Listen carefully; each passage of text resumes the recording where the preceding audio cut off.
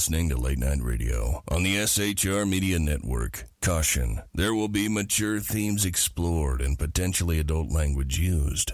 If conservatarian words, phrases, certain concepts, or rhetoric offends you, tune out now.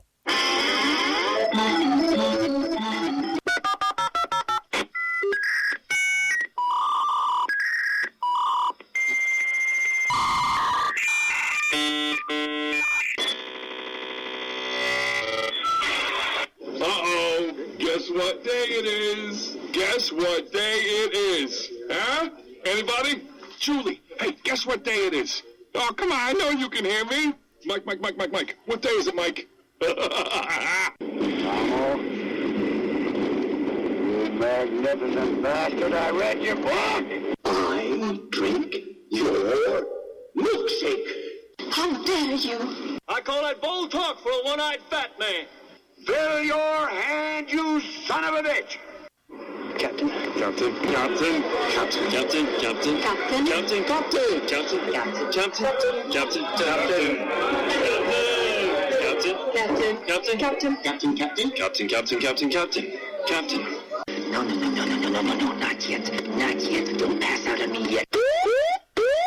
Terrain. Pull up. I would remind you that extremism in the defense of liberty is no vice. And let me remind you also that moderation in the pursuit of justice is no virtue. Of course you realize this means war. I have come here to chew bubblegum and kick ass. And I'm all out of bubblegum.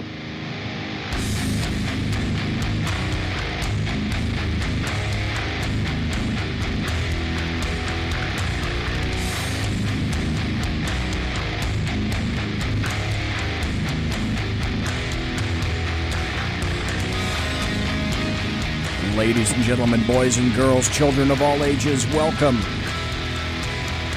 to the bloviating Zeppelin's Berserk Bobcat Saloon radio show, live and direct from the sumptuous, resplendent, and palatial SHR Media studios. You got a belly up to the bar, we've kept your seat, and it's great to see you back. Tonight is Thursday, January 16th, the year of our Lord 2020.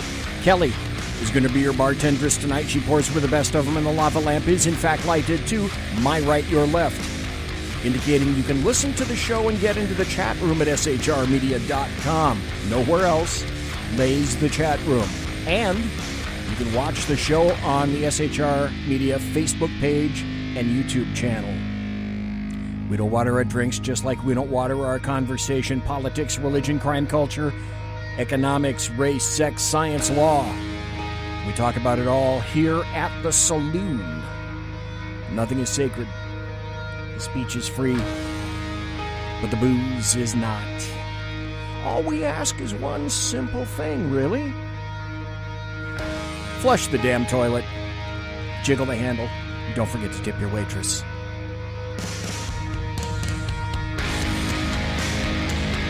Programming note. Got a great month coming up. I'll tell you about that a little bit later. Tonight, we have thriller and Western author Terrence McCAULEY in the saloon. Then in the second hour, you would expect no less. Happy stories, good times, and tons and tons and tons, metric tons of buttery political goodness, and you heard it here first for 2020. Coming up, as I indicated, next week I've got Leo Dunson, who is running for the Nevada 4th District in Congress. And then I've also got Steve Kirby, who is an author about Islam. He's coming up on Tuesday. And then I'm not sure exactly what day I'm going to be speaking to. I don't have I haven't recorded it yet, and he doesn't want to go live. So I will be also speaking a little bit later on with cop author Joseph Wambaugh. and he's coming up a little bit later this month. But that's then. This is now. And in terms of now, ladies and gentlemen, I'd like to welcome back, I think this is the 5th time, thriller writer Terrence McCAULEY, author of 11 books. I may have that wrong. I think I counted correctly. Published by Paulus Books and also recently by Pinnacle Books. Now, I spoke to Terrence originally on August 9th of 2017, December 2017, twice, I believe, in 2019. We talked about his release of A Murder of Crows. We got to know Terrence a little bit about his background, his history as being a proud native of the Bronx in New York City. So, Terrence McCAULEY, welcome to the saloon again, sir. Thank you very much, sir. I really appreciate it. It's great being back with you and your audience. And thank you because you hail from the East Coast, from New York. I also want to tell you that it's 11:06 on the right coast. And with anybody that stays up this damn late to speak to me, I always greatly appreciate the time that you take to do that. So thank you again, sir. Oh, of course. No problem at all. I love your show. It's always you always got a lot of great guests and great topics. So I'm glad you always think of it. Thank you. And, we're going to get to so much stuff because you've been busy. Let me see if I've got this right, though. Terrence McCAULEY, you were born and raised in the Bronx in New York. You spent the first 27 years of your life there. You graduated from Fordham University. You wanted to be an FBI profiler. You changed your major to poli-sci, political science. You had the luxury, unlike myself, of being able to walk to school your entire life. That's worth a lot just right there. You've been working in government most of your life. We'll get into that in a bit. You became a political junkie at the age of 10 when the conventions were starting. And I think back then that was 83, 84. Okay, there we go. 84 when the conventions were starting. Was Mondale of all things, and I do remember this because I try to remember all things Reagan. It was Mondale and Reagan. So you got your political jag kind of early. So politics and history have been pretty much a consistent love of yours, Terrence McCAULEY, haven't they? Oh, as well as and movies. I forgot movies. Right. Yep. All of the above. Because when I was around 10, the newspapers here in New York, especially the New York Daily News, they always played up the conventions really big. And they had a cartoonist here who put into graphic format exactly what each convention looked like. They had floor votes. They had the layout of the floor in a cartoon style. And that appealed to me being 10 years old. And I loved graphics. And so I followed that. I had a whole cutout of the Democratic convention and the Republican convention. And back in 84, we actually took those conventions seriously. And they had them on live television. And I remember being a little kid coming home, after being out all day, and actually checking off things on the schedule that they had on that same graphic, and then checking off who voted. And I did that for both of the conventions. And the one big part of that whole convention that I remember was the It's Morning Again in America commercial. Okay. And that was done by Lee Atwater. And that happened to be the one that stuck with me most, and that guided my political philosophy through my, from that point onward. And I wound up leaning right for the rest of my life. And so that's, it got far more complicated than that, obviously. I'm 45 now. I don't base my whole life story on a commercial I saw when I was 10 years old. But it's funny how some of those same values and those same messages that I remember from that particular commercial have stuck with me as my positions have evolved. They do stick with you. A lot of stuff that you don't expect to carry through to adulthood from childhood, You can never tell what it is, and it's unique, but you always know its source. Now, you told me originally that you came from a really long line of storytellers and that you also enjoyed drawing.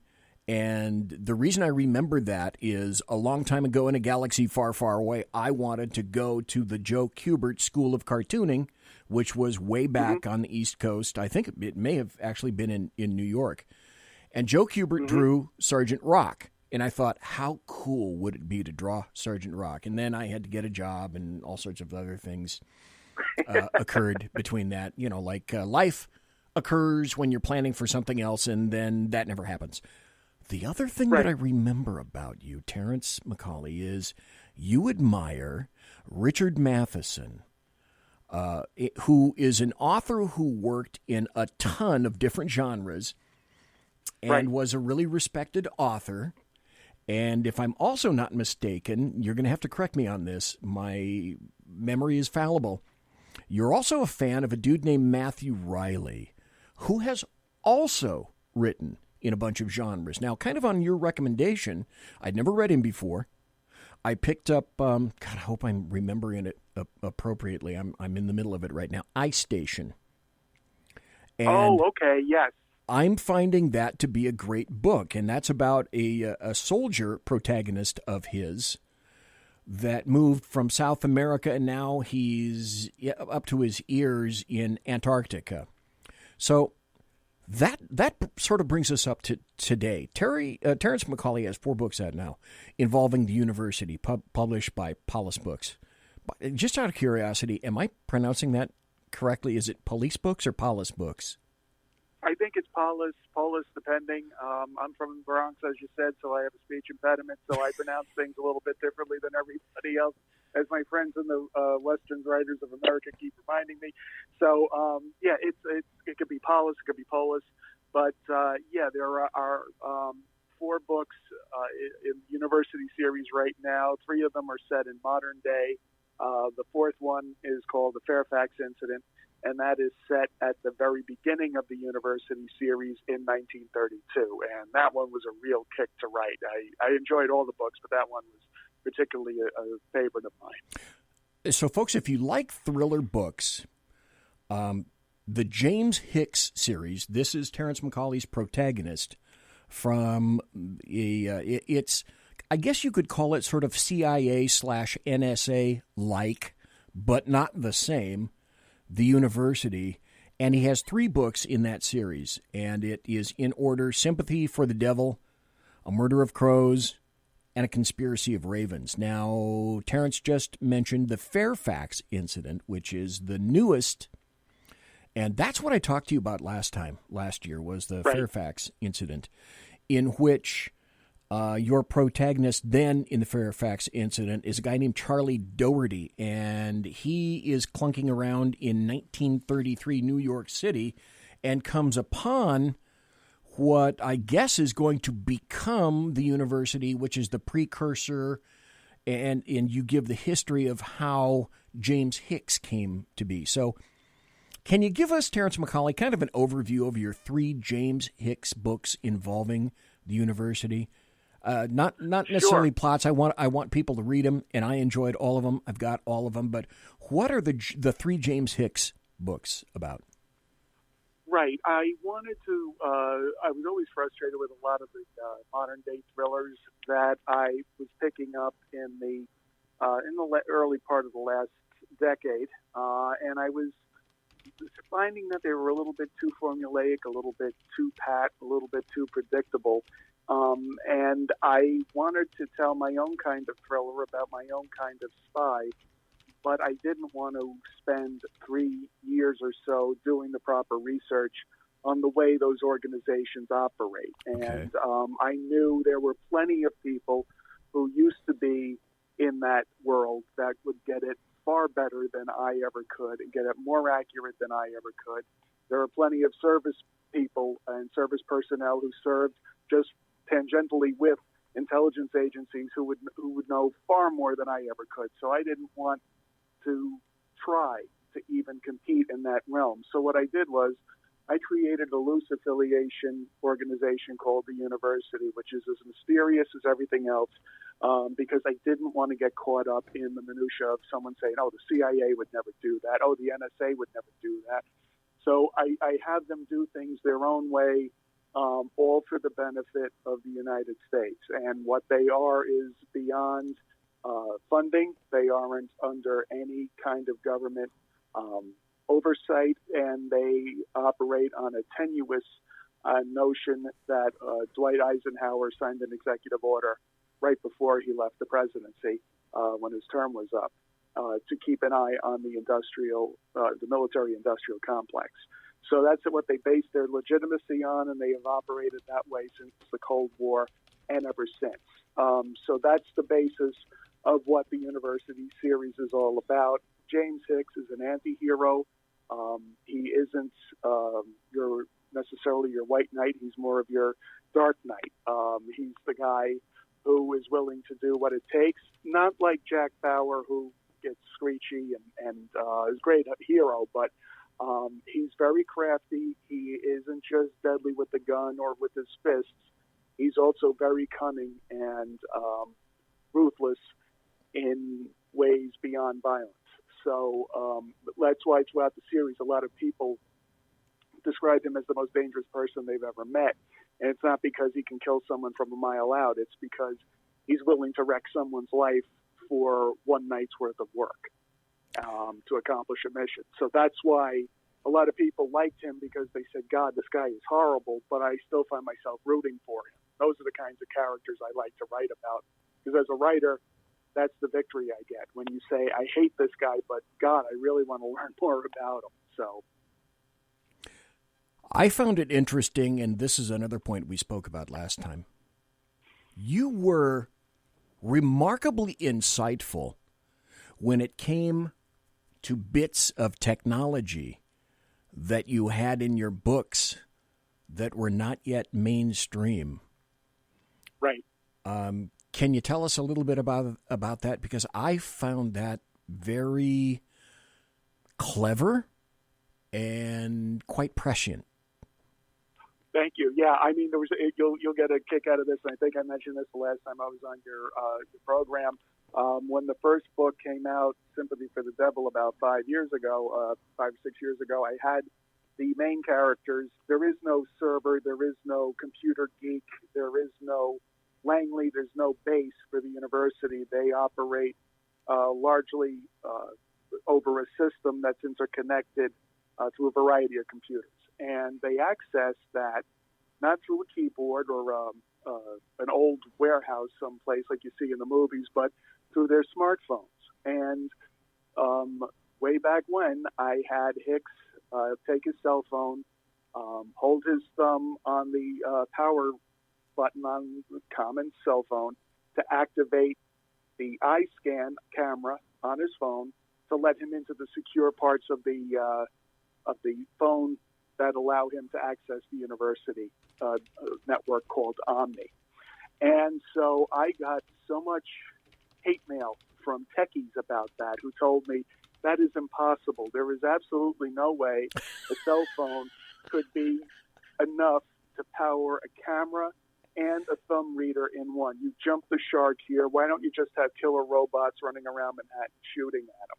Meanwhile, this was technology that I had read about that was already taking place in Asia, that was commonplace there. And, I know people in the financial services industry, they said, this happens all the time. They're doing it now. And they said, in a couple of years, it's going to be on your Apple laptop. And sure enough, that was what happened. It happened all in time. So a lot of it had to do with paying attention to existing technology, but also I also started writing it around the time of the Edward Snowden leaks. And so I got a chance to, I paid attention to a lot of that. It was already in the atmosphere, and I just did logical jumps of near technology. And it turned out to be, I made some pretty good guesses. See, that's the stuff that I find fascinating. That's the stuff that I find alluring with artists.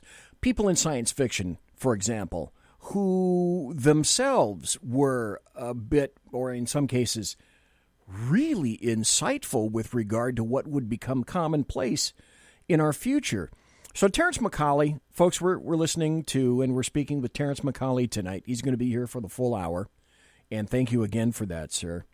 He has his 3 James Hicks books involving the university. We're not going to just talk about that. We're going to talk about that, some of his current books, some books in the future, and then kind of about the act of writing itself. You're clearly a fan of history. I think the Fairfax incident showcases that love of history, and you just said you really enjoyed writing that book, and I think that was likely because of the historical element, was it not? Yes, it was. It's a book that takes place in 1933 New York, just before about 10 years or so before World War II breaks out, and Doherty is a veteran of World War I. He was in the Battle of Belle Isle Wood, and I featured that particular battle and Charlie's participation in it in a novella that won the Silver Medal Award for the the Military Writers Society of America, called The Battle of Belle Isle Wood. And he is when we start with the Fairfax incident, he is now a private detective who is being financed by one of the wealthiest people in the world to be his, let's say, a private investigator for the rich and famous, for the wealthy on Park Avenue. The Great Depression has started, and another nasty undertone has taken root in the United States, and it is the threat of National Socialism that already took place in Germany, and the Nazi movement is taking place also in the United States during that time. And that's based on historical fact. A lot of people don't realize that the Nazi Party, the American Nazi Party, was really sprung out of the Bund movement that rose in this country after World War I. And it started off as a normal, everyday movement for German-American people and German immigrants to be finally proud of their heritage after being ashamed after the defeat of World War I. And then it took a nasty turn, and it started to get political. And if you Google the image of Nazis in Madison Square Garden, you will see the entire arena filled with people who are pro-Nazi, pro-Adolf Hitler, but in their mind, not necessarily against anti-American, because there's also a big picture of George Washington right in the middle of it, of the podium where they held this rally. What they never show you, though, is outside Madison Square Garden, there were 3 times the number of people protesting them when that ended. And that tells you how everything in this country tends to have more than just what the big money shot is in terms of the picture, but there's also a lot of undertones behind it.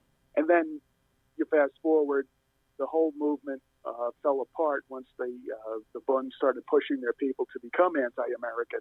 And then after Pearl Harbor, the entire movement evaporated. But up until then, it was quite an active and destructive movement, and it did have some spies there who were looking to betray the country, and that's what Doherty finds himself in the middle of. It's like the Nazis in that book, The Fairfax Incident, or Nazism itself is almost a character in and of itself. The Fairfax Incident showcases your love of history, but you didn't stop with that book. We're here tonight to talk about 2 more books. But before we get there, if I can interject this right now, I said it last time, and it bears repeating, I believe. I've read all of your books. I'm going to read all your future books. I bought them. I don't just get promo copies. That doesn't happen. I think it's a journey, okay? And that's why I'm enjoying the ride. I said on a bunch of interviews, I think it's illuminating to be a reader and watch you really develop as an author. So Terrence McCAULEY, I'll say it again, each book just keeps getting better. Thank you. I said that before. Again, it's kind of a hackneyed phrase in the publishing industry, and I'm not part of your promotions team at all. But I mean it. I think it's thrilling to watch you expand your skills and your writing chops. You have really smoothly transitioned from a writer, and there is a massive difference between these two, a writer to an author, which makes me want to continue to read your books in order to just find out, what you got in the future for all the other readers. And I said this before again, I'm just enjoying the damn journey. So let's stop there just for a second. I want to mention that you can find all sorts of information out about Terrence McCAULEY on his own website, TERRENCEMccauley.com. That's M-C, Terrence, T-E-R-R-E-N-C-E, McCAULEY, M-C-C-A-U-L-E-Y.com. And you can also find him, Terrence McCAULEY, on his Twitter page at T. McCAULEY, what was that? Like underscore. Thank you. NYC. T. McCAULEY _NYC. He's also on Facebook. And I think we can address part of this before we get to the break. We got about 4 more minutes before the bottom of the hour break. You wrote this on Facebook, so I don't mind talking about this unless you absolutely don't want to, but I figured if you put it out in social media, it's already out in the ozone, so to speak. I found this post on your Facebook, and I found it kind of curious. You wrote, 2019 was a wild year. I was out of work for the first time in my life, and I sank lower than I've ever been. Yeah, I hated my job and the cowardly, sullen, mouth-breathing rodent. Okay, I have to admit that made me laugh. For whom I had worked for 15 years, but I missed my coworkers. I still do. My new job is light years ahead of my old job, and I work with wonderful people. I wrote more this year than any other year before, this year meaning 2019, than any other year before, and I pushed myself too hard. By November, I was shot, but I kept grinding. Not good. Somehow I managed to stay off booze, though I don't know how or why. The bottom line, I learned to be as good to myself as much as I can when I can, because life's not a union shop. The amount of time you put in doesn't count. Only the quality of the time does. Make it count in 2020. Unpack that, Terrence McCAULEY, if you can, because there's a hell of a lot in that statement. Sure. I mean, it's, as you said, I walked to school my whole life, walked to grammar school, walked to high school at Fordham Prep, then walked to college, Fordham University, graduated with a political science degree, and I was fortunate enough to get an internship in the tech administration when I was 20 years old, and then after I graduated college, I got a job in Empire State Development Corporation, which is a state agency, so it's a public benefit corporation, and I continued being employed. I worked in 2 places for the first 45 years of my life. And that's unheard of, especially in New York. And it was because, even though I don't necessarily agree with a lot of big government philosophies, I do think that government can do some things well in a certain defined context. And the organizations I worked for were able to do that because they weren't agencies. They were public benefit corporations. And I love the people I worked with. I love the dedication that they had to, trying to make the state better. And also when I worked for the MTA, Metro North Railroad, I couldn't say that then.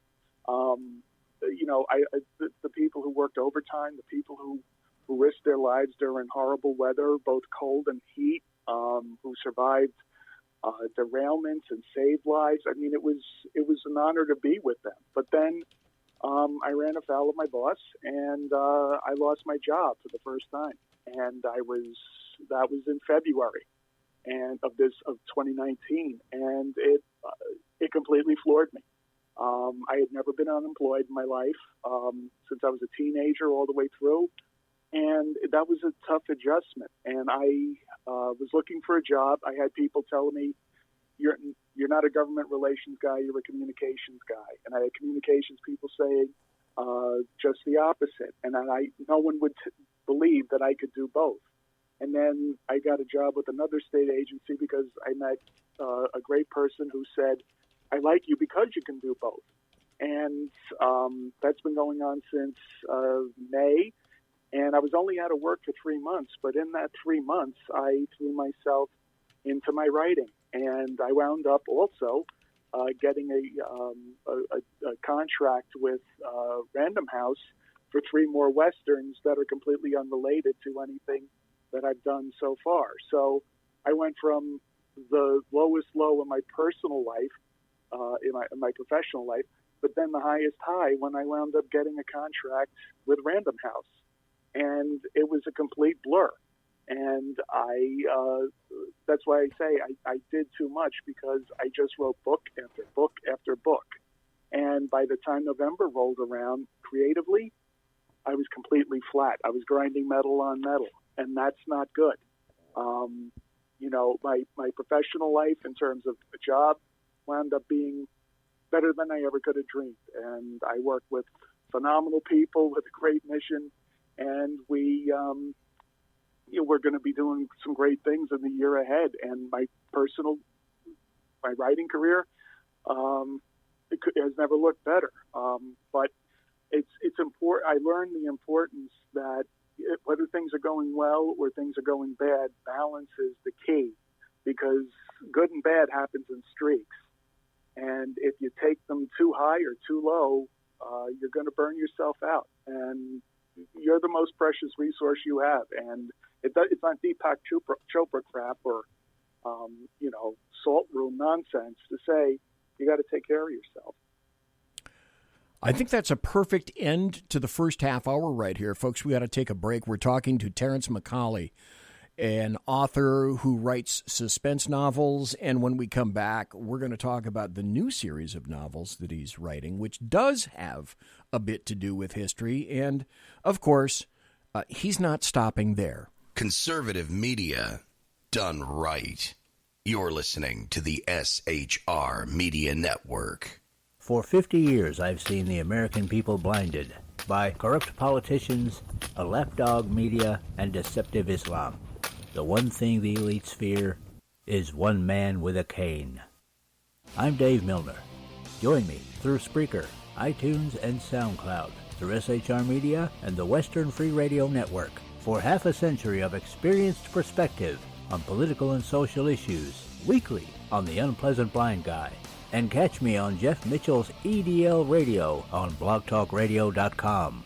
There's no surrender, ever. Because truth is not always pleasant. It's your business diva here, Melanie Collette. I am inviting you to a front row seat as I discuss some of the most intriguing details of wealth and finance with today's movers and shakers in the world of business. Listen in and discover financial truths on a global, domestic, and household scale. Uncover topics that will impact your wallet today and in the future. Money Talk with Melanie airs Monday through Friday, 5 p.m. East, 2 p.m. West, right here on SHR Media and High Plains Pundit Talk Radio. You can't afford to miss it.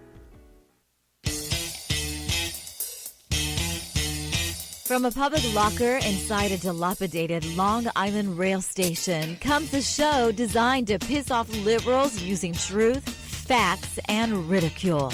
The Lid Radio Show, featuring the conservative voice from the People's Republic of New York, the Lid himself, Jeff Dunitz.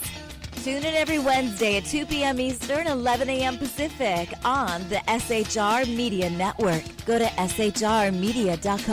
At Lid Radio, we fight for the truth, justice, and a good kosher T-bone. If you don't listen, Hillary Clinton might sneak into your bedroom in her housecoat late at night and blame you for her election loss. It's the Lid Radio Show with Jeff Dunitz.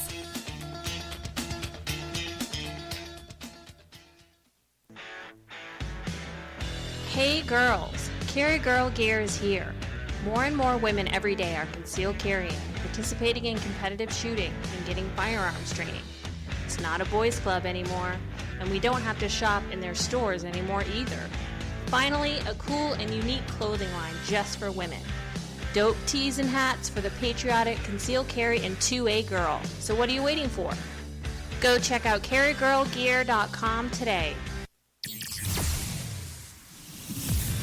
Broadcasting behind enemy lines in occupied California, a mere 2 miles from the state capital, the bloviating Zeppelin's Berserk Bobcat Saloon radio show can be heard every Tuesday and Thursday night at 8 p.m. Pacific and 11 p.m. Eastern. Only on the SHR Media Network. Go to shrmedia.com to listen. You can also watch on the SHR Media Facebook page and the SHR Media YouTube channel. No goldfish were abused in the making of this ad.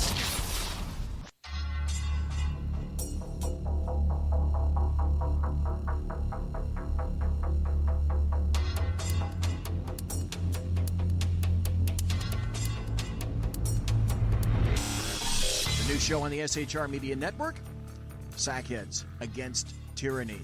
On shrmedia.com. Go there quick like a bunny, 11 p.m. Eastern, 8 p.m. Pacific, every Wednesday. Live and direct on the SHR Media Network. shrmedia.com. Be there.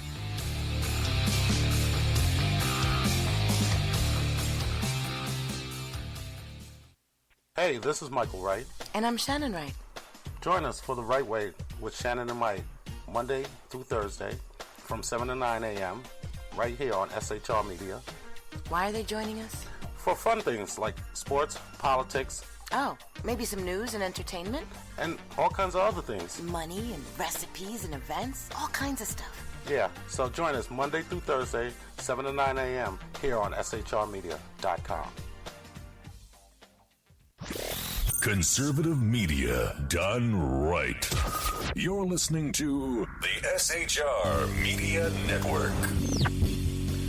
Ladies and girls, ladies, shit, screwed that up.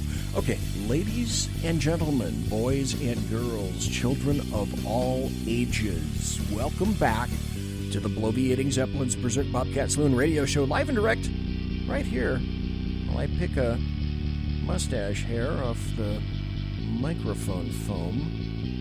What's it doing there?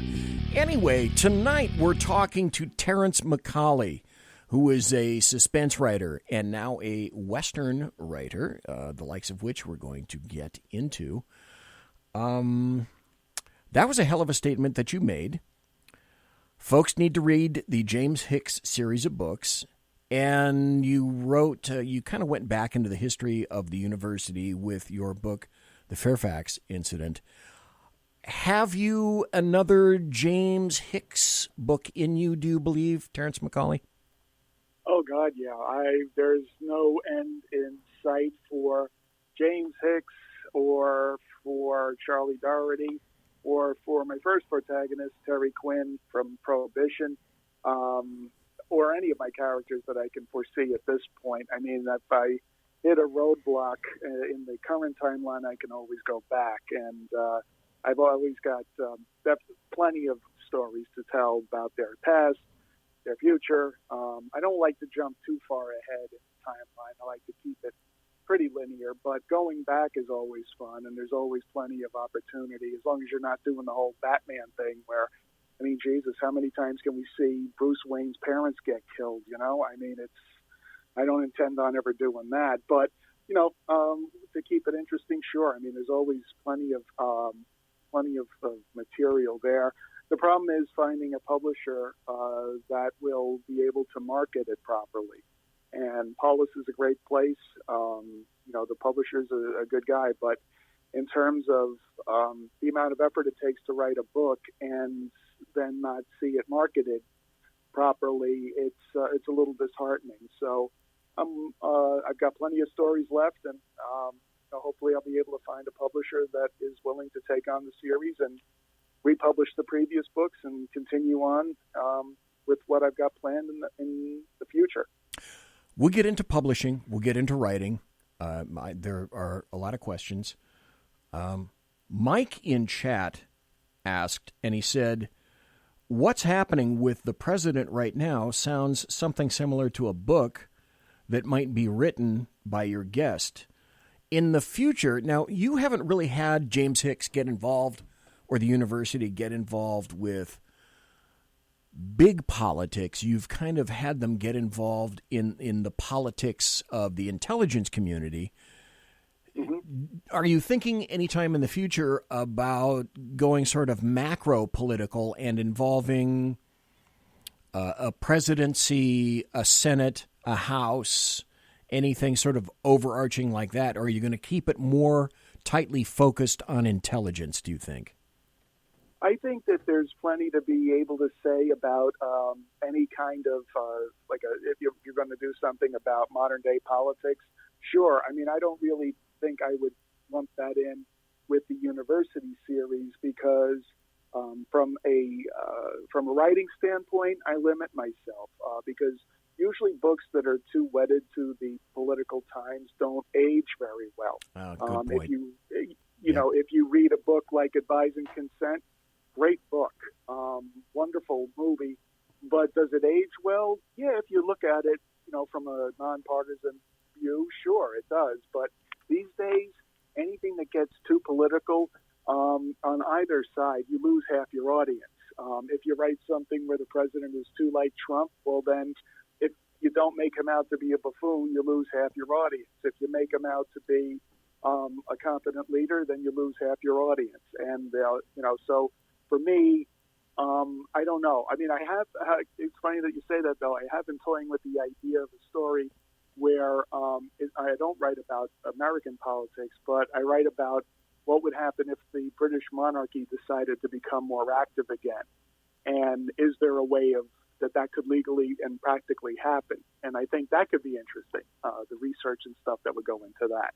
But in terms of wading into the political minefield of modern-day American politics, I don't know if I want to do that right now. Yeah, risk management, risk exposure, caution. Okay, yeah. We already talked about history. It seems you took a foray back into history when you wrote Where the Bullets Fly, and it's called the first in a blazing new series. And it features, obviously, a brand new character that we talked about last time, Sheriff Aaron Mackey, and it takes place in the Old West. And then Terrence McCAULEY, directly on the heels of that, Pinnacle Books published Dark Territory in April of 2019. Now, folks, if you're watching on video, here's a copy of Terrence's book that I'm holding in my hand, Dark Territory, a Sheriff Aaron Mackey Western, and you can get a copy of this right now, and I've already read it. So it seems, Terrence McCAULEY, you've taken Matheson and Riley really to your love of history to heart. So what made you want to change genres and time periods? Well, I was, like I said, I had written a lot about the university series, and I was not seeing the marketing take off the way I wanted it to for that series. And if you read the books, I mean, I'm not saying that they're masterpieces of literature, but they're certainly intricate plots, and it's tough to get yourself up to writing a book like that, knowing that it's not going to go anywhere, even have a shot of getting mass distribution. So I had always read Westerns as a palate cleanser, if you will, when I was in between genres. And I said, you know what? I want to try my hand at doing that myself. And I think that I could blend my love of history, my love of politics, and my love of action all together and write a different type of Western. And that's where the Bullets Fly started. The idea that I wanted to write a Western that people would find relatable, but wasn't going to be predictable, but it was going to be believable. And I have a former cavalry officer, a captain. Aaron Mackey is the sheriff of a fictional town called Dover Station, Montana, and he has an African-American deputy whose name is Billy Sunday, who is a former Buffalo soldier and a sharpshooter.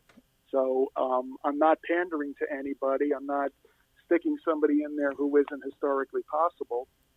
If anything, he's based on Bass Reeves, who was the legendary lawman who defies myth. I mean, this man's career was just beyond belief. So I think you could call Bass Reeves one of the original, if you know your history, folks, one of the original bad asses.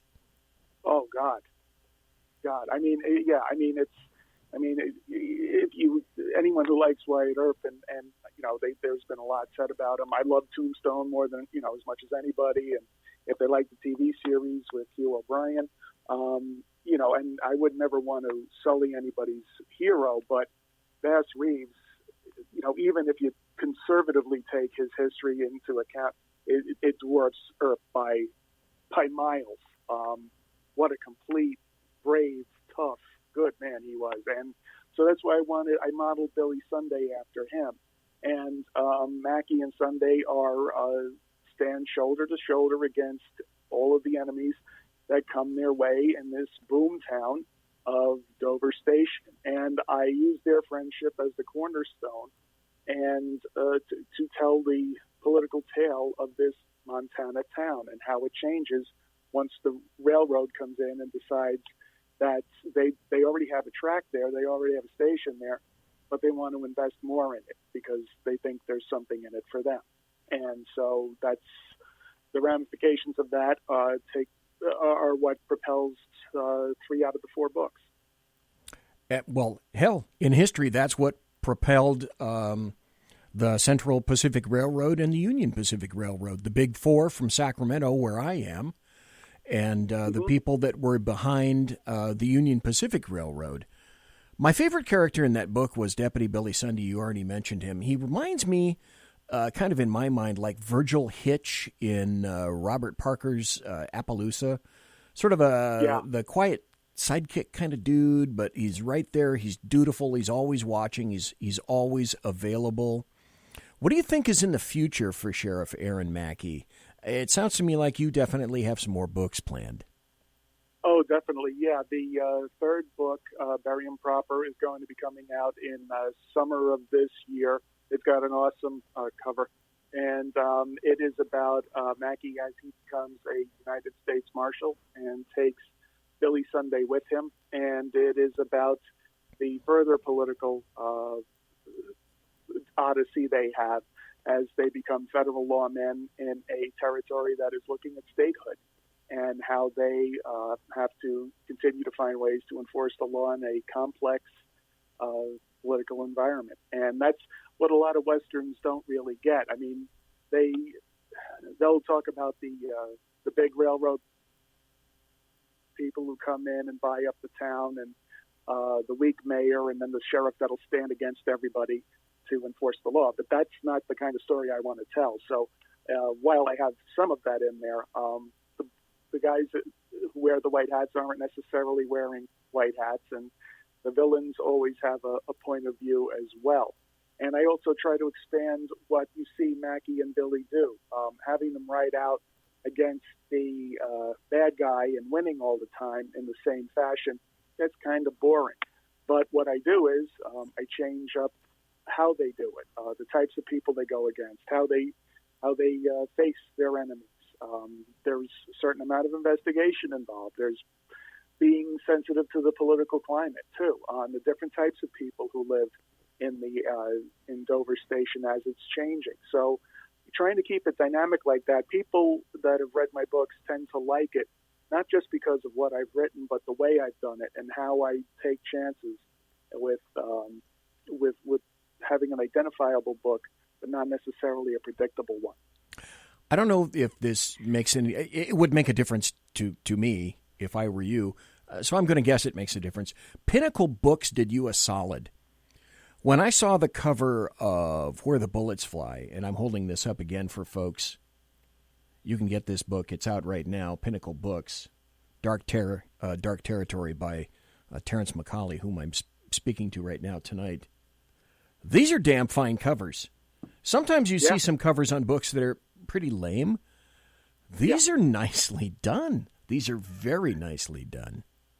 Well, that's the thing, too. I mean, and they don't just stick a cover on there. They do a really good job of trying to create covers. And I've met their graphic designer, and he's a phenomenal guy. I mean, and my editor there at Pinnacle, Gary Goldstein, is just a legend in the genre. And he really knows how to craft a story and how to guide his authors to their strengths and keep the genre alive. He's done a phenomenal job, and the person who does the covers, believe it or not, also does cozies. So you wouldn't believe that he could. The same person who creates those covers and a lot of the Western covers for Pinnacle is also the one who does books about crime-solving cats. But he's that talented. He's a great guy. I mean, the guy who does these covers. I mean, he runs marathons. He's a total. You want to talk about badass? God, this kid he could kill you just by looking at you. But the nicest guy in the world, a true artist, and he really. I'm very happy with the covers that he's put on there. I know you're a fan of history, Terrence McCAULEY, and likewise you're a fan of movies. Since we're here right now dealing with Westerns and stuff, can you think of some of your favorite Western movies? Just off the top of my head. Some of mine would be like, and some of these will go back a little bit. Not everyone may have seen these. Love the hell out of Unforgiven. The Wild Bunch. Classic. Cat Ballou. Not many people saw Cat Ballou. Judge Roy Bean. Yes, Lee Marvin in 2 roles. Lee Marvin was, well, I think he got an Oscar for that, and I can see why. Great roles. Yep. Judge Roy Bean with Paul Newman. The Long Riders with all the brothers, all the acting brothers together. Now, Keaches. I got to ask you this. Of the, we were talking about Doc Holliday, and of the 2 movies, the one with Kevin Costner, I think, came out first. I like the one with. I like Tombstone. I like Tombstone better because it had Val Kilmer as Doc Holliday, and Val Kilmer as Doc Holliday killed it. What a great role for him. And the shame is that, when you look at Dennis Quaid and what he did with his version of Doc Holliday in Wyatt Earp, it's a different type of character, but just as powerful. It's just that, and I love Kevin Costner. I love what he's done with Yellowstone, but it was too long of a movie. Oh, my God. Okay, I didn't even think about that. Yellowstone. Yellowstone is one of the best series I've seen in the past year. Yeah. It's on Paramount Network. On Dish, it's Channel 241. I don't know what it is on any other thing. I just happen to have Dish. Mm-hmm. Yellowstone, Taylor Sheridan directed that. And he's an author, just an incredible dialogue. And the series treats you like an adult. Yeah. And any series that treats me, or a book, or a movie, that treats me like an actual adult, I will watch. Oh, my God, I had completely forgotten about Yellowstone. And it's coming back. I love Kevin Costner. I love what he's done for the Western genre. I love that, he did Open Range with the great Robert Duvall. That was another one. And he's a guy who doesn't allow his politics to get in the way of good, solid storytelling. I think his Westerns, in many ways, have been as good as Tom Selleck's, and they're both from different aspects of the political aisle, but they don't let that get in the way of their love of movies, and especially Westerns. And we owe them a great debt because they really, and now Costner with Yellowstone, he's been, it's just a phenomenal story. And I mean, all of the supporting cast, too. I mean, you've got Wings Hauser's son, Cole Hauser, has a great character in that. Rip is fantastic. Oh, my God, the storyline behind Rip. Yeah. It's coming back, Yellowstone, to the Paramount Channel. I had forgotten about that. Thank you for reminding me of that. Open Range, you mentioned that. This kind of privately produced little movie called Appaloosa. Oh, yeah, with Ed Harris and Viggo Mortensen with a great soundtrack. That was great. Kind of quiet, sublime, kind of underplayed, but really, really good from Robert B. Parker novel. Robert B. Parker novel, and Ed Harris directed it. And I wish he would direct more movies because he really did a great job with that. He did. He really did. Another classic, a bunch of classics that I'm thinking of: Magnificent Seven, High Noon, Stagecoach, Hombre. Ombre, yeah, that has that great scene that you probably love with Paul Newman, with Richard Boone when he says, I got a question, just how were you planning on getting back down that hill? And as he's loading the rifle, that was a great scene. Oh, God, Richard Boone, talk about one of the movie's best bad guys ever. Richard Boone. Yeah, and he was Paladin, too. He was Paladin. In that movie, Have Gun Will Travel, which was a very quirky Western for its time, and even by today's standards. That was all excellent. And then Terrence McCauley, you sly cat. It looks like you slipped us all a Mickey, and you slid on over into science fiction with the Gatekeeper Chronicles. I don't know if you thought I was gonna mention that or not, because if I had a producer, I would have had something like, Terrence McCauley, you sly cat, you went into science fiction. But I don't have a producer, and that's not what you heard. So what is... See, now, God dang it, now you've gone into 3. You started in suspense and thriller, and then you went into westerns, and now you've gone into science fiction. You have gone complete Matheson and Riley on us all. So, Terrence McCauley, what is Escape from Prison Base Luna? That was That was a book that I did for a small pulp press that's out there called Pro Se. And I wrote it a while ago, and I had a science fiction idea in me, which was not the idealized version of Star Trek or the mythos of Star Wars. I wanted to do something that was a little bit closer to home for me, which was like a little bit more of a space western, a little bit more of a anti-hero, and it's about a United Space Marshal who is flying on patrol near a Stargate at the moon, which has fallen into disrepair. People have lost their love of the colony that was on the moon, and now the only thing that's there is pretty much a prison base, and everyone has abandoned that for life on Mars. And that's where the U.S. Marshal, Space Marshal, wants to be, but he's stuck monitoring this one particular Stargate, and someone tries to run the Stargate, and he finds himself having to land on Luna to get a new ship to be able to chase them through the Stargate. And he has to go through the prison from one end to the other to get to that ship, and the people he's chasing let loose the prisoners, and they try to stop him from getting to that ship. So it's it's got a little bit of everything in it, and it's a novella. There are 2 of them, and it was a lot of fun to write, and I'd be open to revisiting it again once I'm through with my Western obligations. The next, let's see, what time do I have? I got 2 more minutes before the top of the hour break. So I'm going to pull on you what I pull on some other people sometimes when I'm just really involved in the interview and whatnot. Would you mind hanging over for a couple of minutes after the top of the hour break? Because I still have some questions. Would that be okay with you? I'd love to. Okay. That'd be great to me. Great.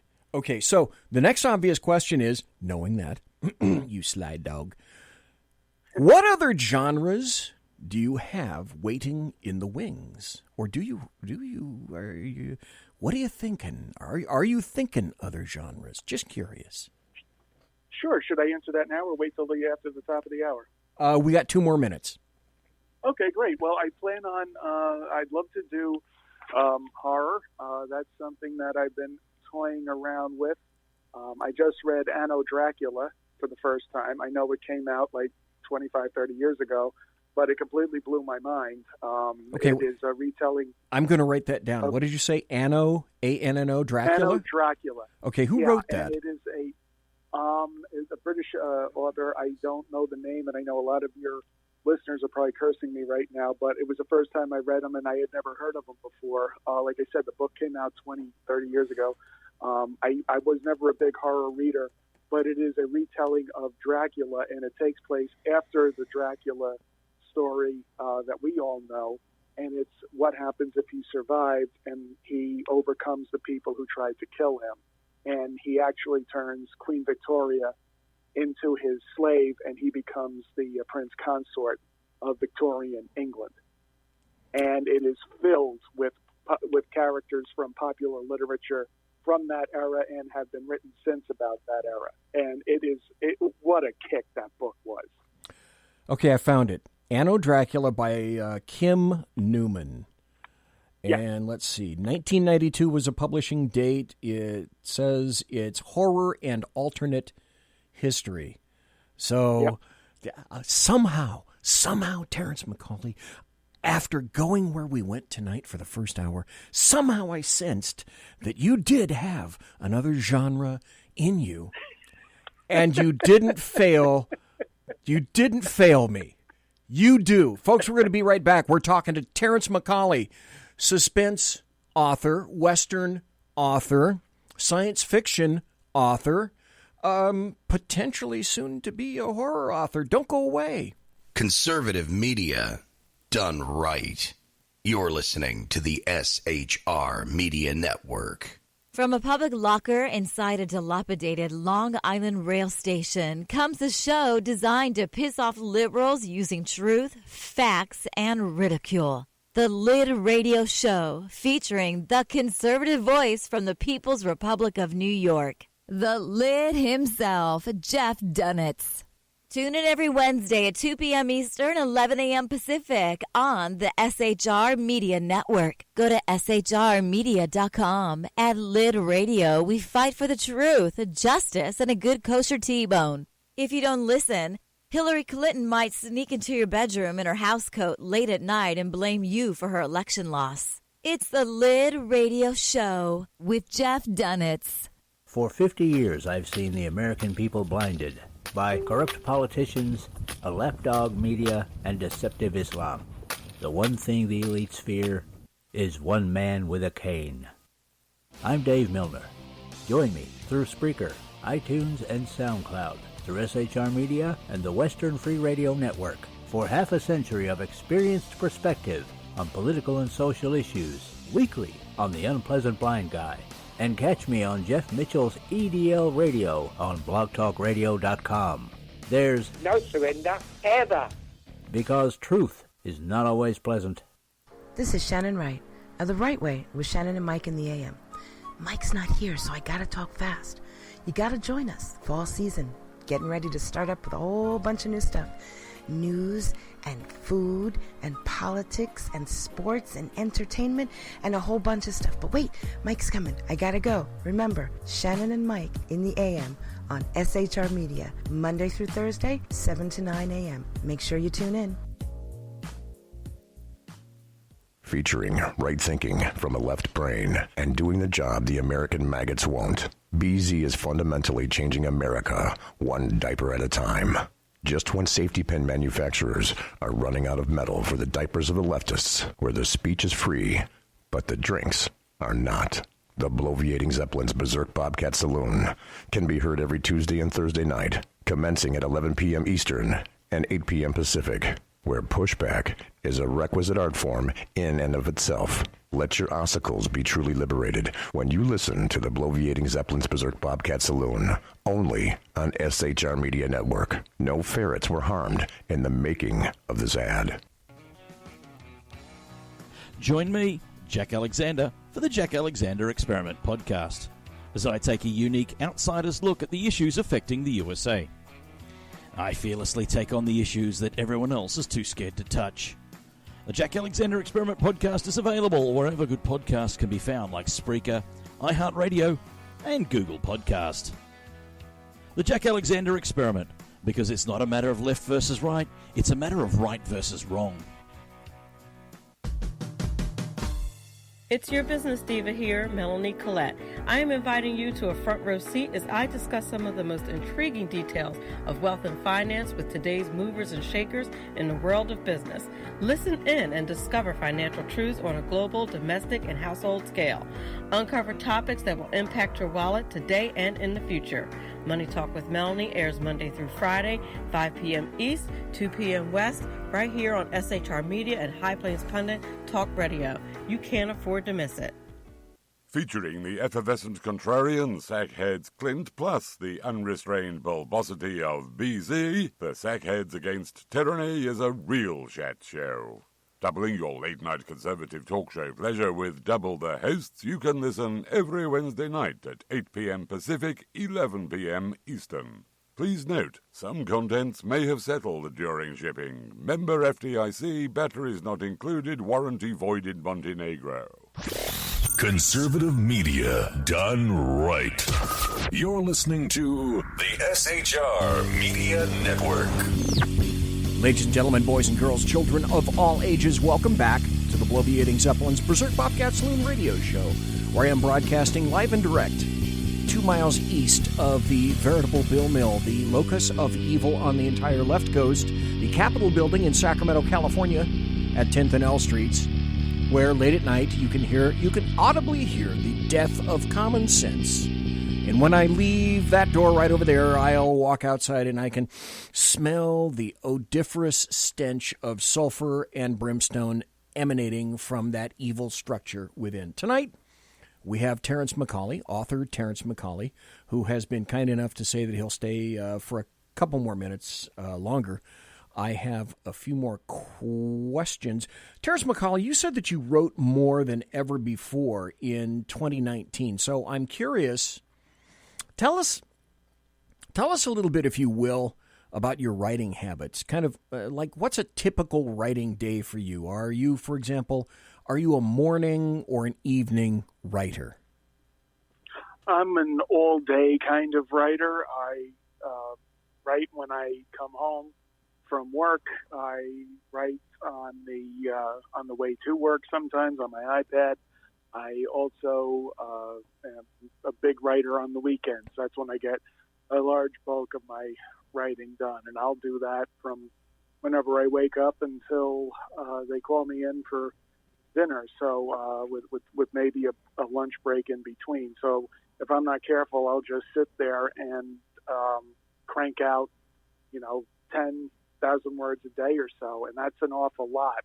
And that can be too much because for me, it's always good to leave a little bit on the table for the very next day when I pick it up. You don't want to ever feel, especially as a writer, that you've done, you put all of your time in, that you met your goal, because then you start becoming sloppy and you get into bad habits. And I haven't hit that yet, and I don't hope to. But this time, I used my unemployment as I went to the well too many times. I wrote too much. I wrote too often, and I never hit writer's block. But the problem is that by the time I started working on the book for the other series that I'm working on, I didn't hit writer's block. I just ran out of things to say. I told a story that I thought was going to take 80,000 words, and I did it in 60,000. And I said, yeah, I finished it. I don't think it's perfect.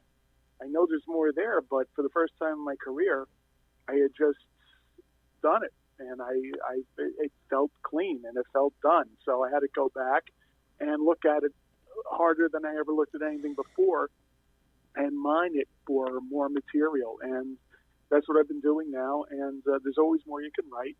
And I've finally gotten back into the kick, but I had written 4 books last year, and that was way too many. God dang, that is prolific. Some writers... Yeah, and it wasn't good in a good way. Oh. I don't recommend it. Okay. I don't recommend it because, sometimes you can have too much of a good thing. And I know for me, I've never been one that really pays attention to daily word count. I care about and not to sound too artistic, but I care more about the quality of the work. And if I'm happy with that, I don't care whether it's 1,000 words or it's 5,000 or 10,000 words. There are people who live by word counts, and that's fine. That's daily word counts. That's how everybody does it differently. But if I know I put in a good day's work, then that's good enough for me.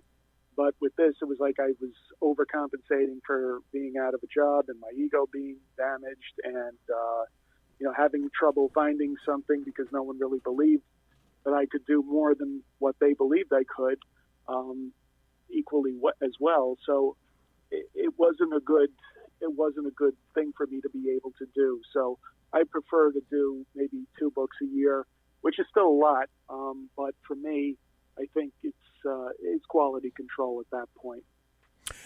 A lot of authors prefer things to be absolutely quiet when they write. There's another guy that I've had on the show named Matthew Bentley, and he requires, he likes big, cinematic, orchestral scores to listen to, inspirational scores when he writes. So are you I got to have it really, really quiet kind of guy, or are you know what, music is okay kind of guy? Right. I mean, I'm good with background noise. I usually write out on the porch in my place in Dutchess County in New York, and I'm fine with ambient noise, cars going by, horns, whatever. In terms of when I get my inspiration, I'm much like Mr. Bentley when it comes to music, but that's when I'm trying to formulate a scene when I'm not writing, on my way to work, or I've got the earphones in, and then I'm listening to that. But I'm not doing it while I'm writing. And for inspiration, it all depends on the kind of scene I'm planning on writing that weekend or later that night. If it's going to be an emotional one, then usually what I'll do is listen to the Shawshank Redemption theme. But if it's going to be a kick-ass song, a kick-ass scene, then I'll be listening to Cody Jinks or Sturgill Simpson or somebody like that, so or Rob Zombie. So it always depends. Rob Zombie, very nice. Very nice. Yeah, Supercharger Heaven. Yeah. Very, very nice. Matthew Bentley says that he also he now is starting to think, what would be the appropriate word for this? Cinematically. Do you sometimes see in your brain scenes and you're thinking, okay, I can see this in a TV show. I can see this in a movie. I can see this actor is going to move from left to right. This is the area where this will occur. I can see a car driving up. Do you think in terms of a visual scene when you're writing something? Sure. Yeah. I mean, it helps me anchor it, and I've taken some criticism by saying I'm a very cinematic writer. My first love was the movies. My first love of storytelling came from watching the old movies that my parents and I used to watch on Channel 13 on Saturday nights because we didn't have cable. So I grew up watching the old Draculas, the old Frankensteins, the old Jimmy Cagney movies, and especially because my grandmother grew up in the same neighborhood as Jimmy Cagney. So she only knew him when they were kids, but he was always in trouble even when he was a youngster. So I always had a particular affinity for the old movies, and especially the pre-code movies. So I always do have a sense of who I'd like to see play certain characters and how I see them move, and that affects the narrative too, and the subtle little things that I can tell you about the character without having to be too explicit, because when the reader does a little bit of work in the reading, they tend to like the work a little bit more. It seems that of the authors I've spoken to, they kind of tend to be one of two people, so I'm curious about this. Some have said, you know what, I just got to get it on the page first. I'm sort of a big overview kind of guy, and I'll spiff it up later. Or are you it's got to be right the first time kind of guy? Are you get it all down and I'll edit later? Or are you, it's got to be as good as it can the first time?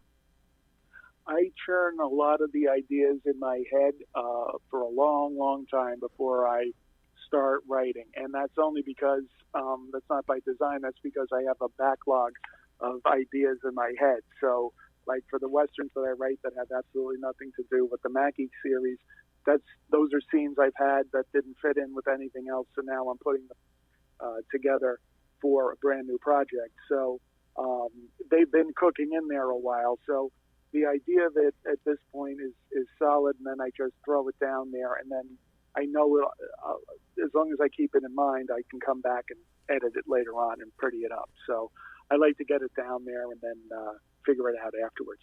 So is it kind of like having a dream or a brain or some kind of a thought or a scene in your head, and it's almost like a relief to put it down on the page because you've seen it, you've lived it, you've seen the colors, you have an idea of how it goes, and when you finally get it down on the page, is it kind of a release? Is that kind of what you're saying? Yes, it is. It's very much kind of a release. It's very much a relief.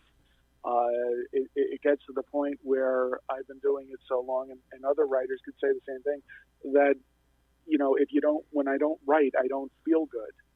If I don't, especially like for the last couple of weeks, I've had shingles or I had the flu before then, and I wasn't writing as much. And I realized that it wasn't just the cold or the shingles that were bothering me.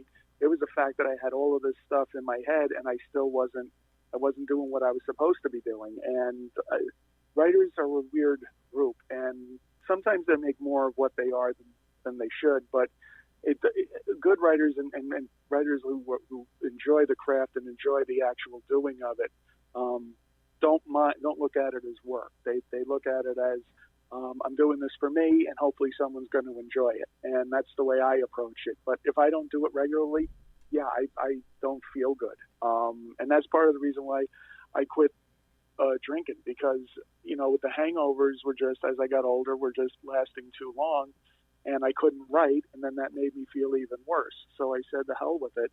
I'll give that up, and went with another drug, which was creating things, and I don't regret the choice.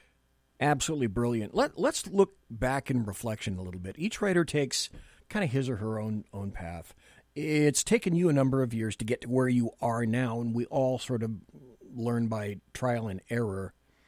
Is there one thing, or what is the one thing, or maybe a couple of things that you wish that you'd known, or maybe even should have paid attention to more when you first began to write?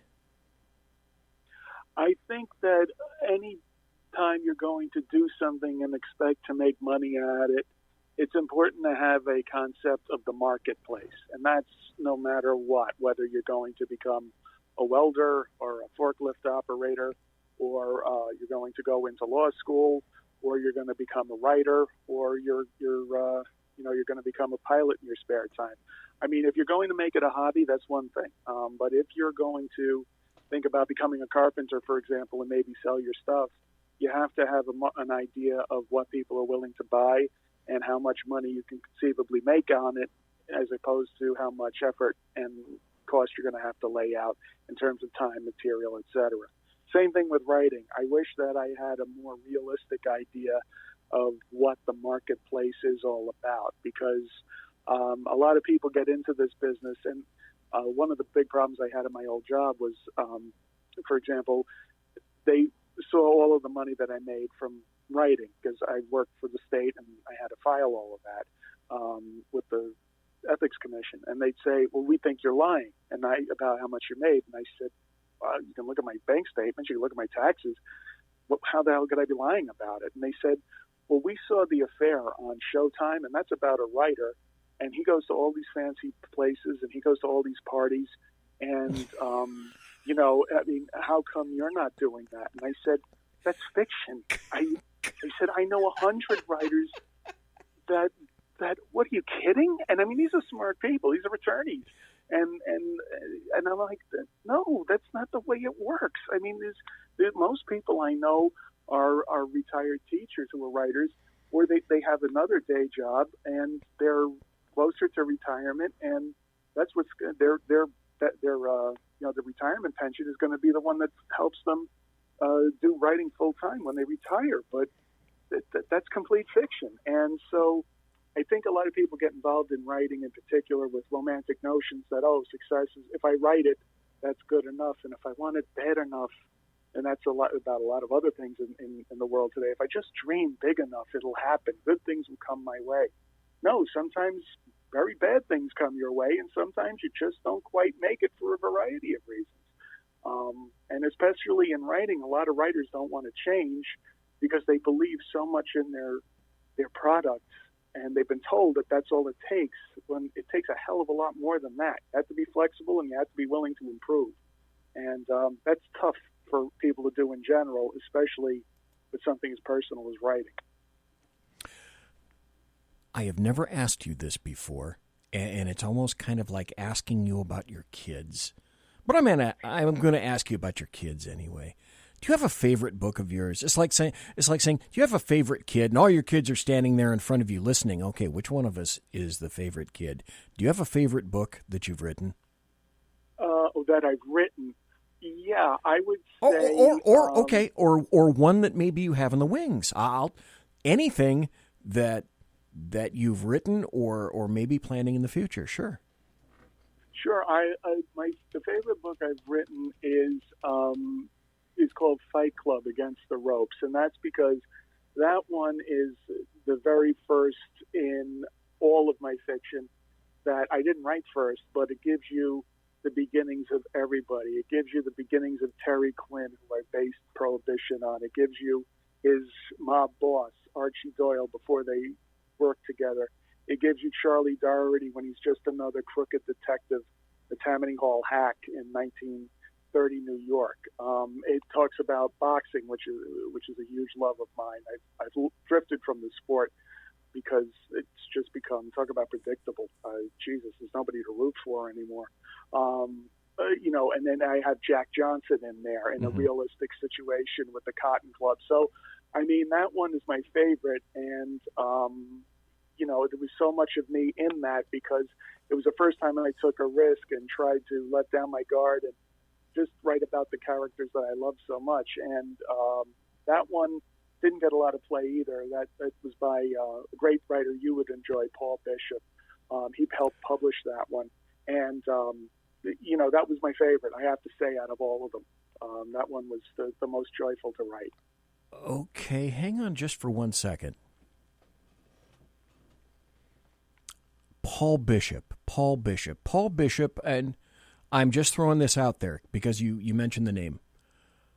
Something happened with me and Paul Bishop, I think in the 90s. I was still in detectives for the Sacramento Sheriff's Department in the 90s. And if I'm not mistaken, he sent me a galley of one of his books about either a Southern California or an LAPD or an LAPD-like agency with a female protagonist. Is that the same Paul Bishop? Exact same Paul Bishop, hell of a writer, good friend of mine. He also is part of Wolfpack Publishing, which has a bunch of writers that you should definitely think about. Mike Bray runs that one. Paul Bishop works with them. He's a great guy. He's a good mentor to me, and he's a hell of a talented writer too. He did the Fight Club series, and Against the Ropes is part of that series. And Paul's a great guy. You should think about reaching out to him. He's great. And another person who's a newer writer who writes in that vein, who's also former law enforcement officer from the West Coast. He also writes Westerns. Sean Lynch, fantastic guy. Really talented too. Okay. Yeah, he just wrote a book called Death Rattle, and also by Pinnacle. And those are two guys you should definitely try to get on your show. You'd love Sean, and you probably know Paul already. Paul's phenomenal, and I suggest your viewers and listeners take a look at both of them. They're great people. Wow, Paul Bishop. That's a name that I haven't thought of in quite some time. Wow. One of the best interrogators in the country. He's thought the best, and a great guy to talk to about everything. I thank God I'm bald because my hair hurts anytime I talk to him. I'm so brilliant. Wow. I had George Alicio on. I don't know if you know George. George is he just started writing. He's a former San Diego PD guy, and I had him talked about Southern California stuff. Terrence McCAULEY, do you think the business of being an author is getting easier, or is it getting more difficult? It depends on what you're looking to do. I mean, if you're looking to be published, it's easier than ever before. You can self-publish, and there's the stigma around that is definitely fading. Technologically, it's easier to do. You don't have to spend a lot of money. If you just want to get your name out there and have something on Amazon, yeah, it's never been better. If you, on the other hand, are serious about it, it's going to require an awful lot of time. And by time, I mean reading an awful lot, not just writing, but reading different authors in the genre that you decide you're going to write in. If you're going to write police procedurals, sure, read Wambaugh, who I know you're going to be interviewing soon, but also read Elroy, read people like Paul Bishop, read people that you haven't necessarily read before. Oh, God, you mentioned James Elroy. Oh, my Lord. What a writer that you either love or hate. Right, and he's also he's a writer that can get in your head. I know he does mine, and it affects my writing too much, so I have to take him sparingly. His book about the death of the murder of his mother, The Hilliker Curse, was incredible. Here's another, I don't know if you've ever heard of this guy, but he was one weird cat, and I wanted to do an entire hour show on him. It's tough to find stuff about him, but I read all of his books in the 80s, and I think he stopped in the 90s. You ever hear of a guy from Chicago named Eugene Izzi, I-Z-Z-I? I have heard it, but I'm not familiar with a lot of his work. Hard-boiled guy from Chicago, strange cat, died, I think, in the 90s. I don't have any information about him up front, but they think that he got involved somehow with the mob in some fashion because he wrote about them, owed some money, and ended up dying hanging outside a building in Chicago. Some people were saying that he staged that and made a mistake. He was trying to stage something for a future novel, up to and including somebody to whom he owed a debt got to him. What a strange cat that dude is. Yeah. Was. Wow. That was strange. Anyway, I also have to ask you this. Is the power of the writer becoming diminished? And the reason I mention that, I got an article in front of myself from California, I always spell it with a K, about AB5, and it's from the LA Times. Freelancers fear California's new gig worker law is going to wipe them out. Musicians are worried about being wiped out. Authors are worried about being wiped out. Uber drivers are worried about being wiped out. Truckers are worried about being wiped out. And when I talk about writers, apparently under this law,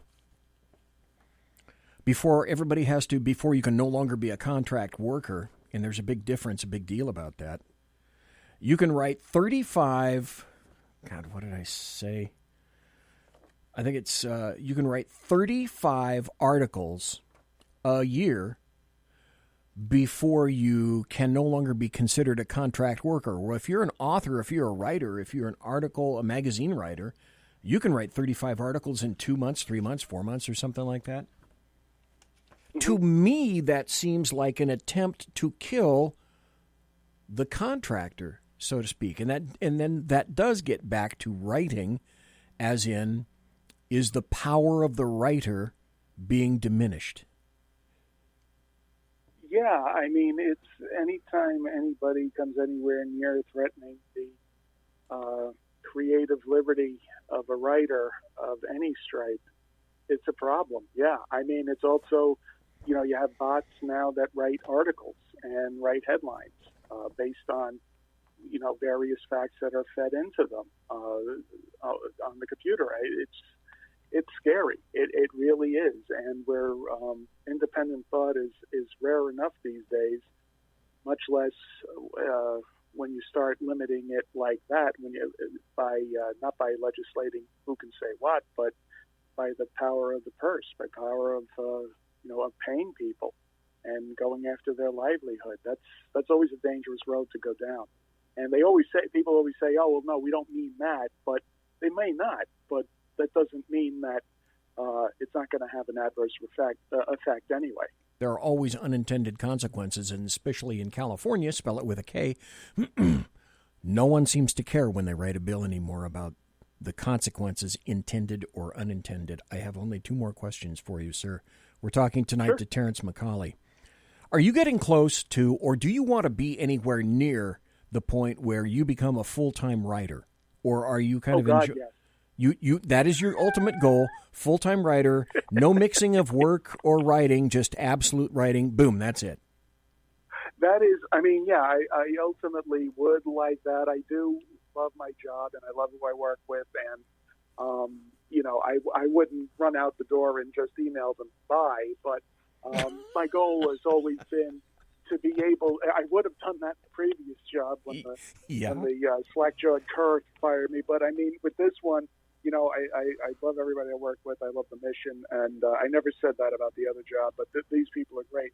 I do, but however, my goal is, I think, as you've seen, the more I write, the better I get, and I think that if I did it full-time and I was able to support myself, either because of, if a movie was made from one of my books, or if I made enough money where I was able to write full-time, I think I could get even better, and I could also help other people get better with a realistic goal of making sure they stay within themselves and push themselves a little bit.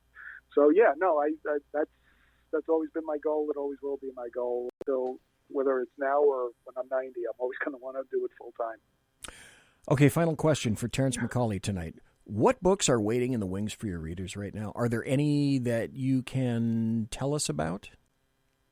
Sure. There are two more in the Aaron Mackey series.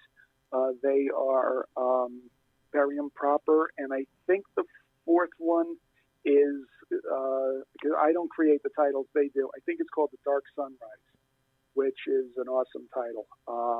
And they continue the Aaron Mackey story, and then after that fourth book, it evolves a bit. And as we go through book 3 and book 4, you begin to see more characters that I put in there to support the action, but also that could be spun off into their own series. And I intend on, creating a rich universe of characters, which I'm thankful has been a common theme throughout people who critique my work, because that's what I've gone for. I want to create a rich universe of characters because I think that makes the book a little bit more believable, and then also maybe spin them off into stories that people are going to want to read about and characters they're going to want to know more about.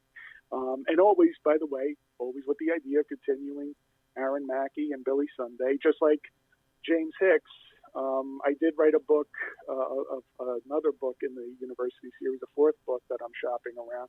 And, I always intend on writing Hicks, but there's also supporting characters that I'd love to explore within the university series. So everything I write has always got, different nodes to it that I want to be able to attach to it, expand, and make better.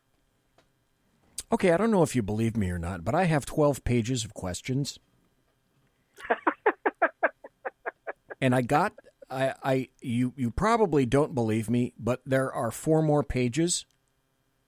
But I'm not going to do that tonight because you always have to have show prep. If there's one thing that you need, if you're on the radio, is always have enough damn material and always have enough questions and always have enough show prep for whatever the heck happens.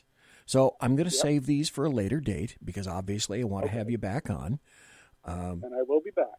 I greatly appreciate it. Terrence McCAULEY, author. Go to terrencemccauley.com. You can find all of his stuff. Suspense, thriller writer, Western writer, science fiction writer. I think that's available on Kindle so far, the science fiction stuff? Yeah, Kindle. Yeah, it's available on Kindle. And if anybody does buy my stuff and you read it, if you could just leave a review, it doesn't need to be positive. It could be negative. If you didn't like it, I want to hear that too. But whatever author you like, always leave a review for them because every single review helps with their rating on Amazon. It's very important. So it just has to be a couple of words. Okay. All right. That's good to know. I did not know that. So it's always that's any author. It's Stephen King, anybody that you like. Always leave a review. It helps. Okay. All right. That is very good to know. Thank you, sir. So, Terrence McCAULEY, thanks for being here tonight in the saloon. I really appreciate it. I almost feel guilty for asking you to stay for another half hour because it's 12:34, folks, on the East Coast right now. As always, Terrence McCAULEY, it is a unique pleasure to have you back in the saloon. You are always invited back to comment about books or writing. And, maybe one day I'd like to talk about somebody else's books or your favorite books or movies or something like that. We can talk about books or writing or cigars or New York City or politics or hubcaps or, like I said one time, bad tortellini or anything else that happens to cross your mind. So, Terrence McCAULEY, thank you, sir, so very kindly for your time. Take care and be safe, my friend. Thank you, sir. You too. Thank you very much. Talk to you soon. Terrence McCAULEY. We're going to be right back after this. Conservative media done right. You're listening to the SHR Media Network.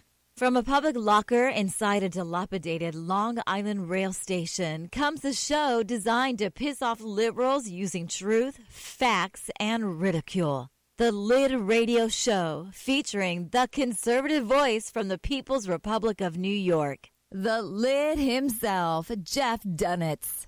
Tune in every Wednesday at 2 p.m. Eastern, 11 a.m. Pacific on the SHR Media Network. Go to shrmedia.com. At Lid Radio, we fight for the truth, justice, and a good kosher T-bone. If you don't listen, Hillary Clinton might sneak into your bedroom in her housecoat late at night and blame you for her election loss. It's the Lid Radio Show with Jeff Dunitz. For 50 years, I've seen the American people blinded by corrupt politicians, a lapdog media, and deceptive Islam.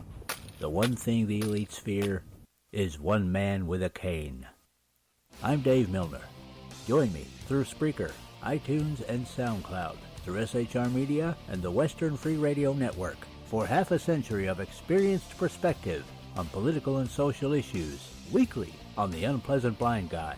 And catch me on Jeff Mitchell's EDL Radio on blogtalkradio.com. There's no surrender, ever. Because truth is not always pleasant. This is Shannon Wright of The Right Way with Shannon and Mike in the AM. Mike's not here, so I gotta talk fast. You gotta join us. Fall season. Getting ready to start up with a whole bunch of new stuff. News and food and politics and sports and entertainment and a whole bunch of stuff. But wait, Mike's coming. I gotta go. Remember, Shannon and Mike in the AM on SHR Media, Monday through Thursday, 7 to 9 a.m. Make sure you tune in. Featuring right thinking from a left brain and doing the job the American maggots won't. BZ is fundamentally changing America, one diaper at a time. Just when safety pin manufacturers are running out of metal for the diapers of the leftists, where the speech is free, but the drinks are not. The bloviating Zeppelin's Berserk Bobcat Saloon can be heard every Tuesday and Thursday night, commencing at 11 p.m. Eastern and 8 p.m. Pacific, where pushback is a requisite art form in and of itself. Let your ossicles be truly liberated when you listen to the bloviating Zeppelin's Berserk Bobcat Saloon, only on SHR Media Network. No ferrets were harmed in the making of this ad. Join me, Jack Alexander, for the Jack Alexander Experiment podcast, as I take a unique outsider's look at the issues affecting the USA. I fearlessly take on the issues that everyone else is too scared to touch. The Jack Alexander Experiment podcast is available wherever good podcasts can be found, like Spreaker, iHeartRadio, and Google Podcast.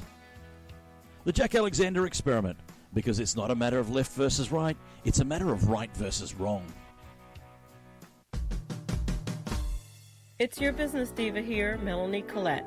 I am inviting you to a front row seat as I discuss some of the most intriguing details of wealth and finance with today's movers and shakers in the world of business. Listen in and discover financial truths on a global, domestic, and household scale. Uncover topics that will impact your wallet today and in the future. Money Talk with Melanie airs Monday through Friday, 5 p.m. East, 2 p.m. West, right here on SHR Media and High Plains Pundit Talk Radio. You can't afford to miss it. Featuring the effervescent contrarian sackheads Clint plus the unrestrained bulbosity of BZ, the Sackheads Against Tyranny is a real chat show. Doubling your late-night conservative talk show pleasure with double the hosts, you can listen every Wednesday night at 8 p.m. Pacific, 11 p.m. Eastern. Please note, some contents may have settled during shipping. Member FDIC, batteries not included, warranty void in Montenegro. Conservative media done right. You're listening to the SHR Media Network. Ladies and gentlemen, boys and girls, children of all ages, that was Terrence McCAULEY in the first hour. Oh, no. Terrence McCAULEY was here for the first hour and a half. I had him on for 90 minutes. And I will post the information later about where you can find it. You'll be able to find it later after the show concludes. You'll be able to find the video on Periscope. You'll be able to find the video on the SHR Media YouTube channel. You'll be able to find the show on the SHR Media Facebook page. And also, I'll post stuff on Spreaker if you just want to hear it audio only. I'll be posting stuff on Spreaker as well.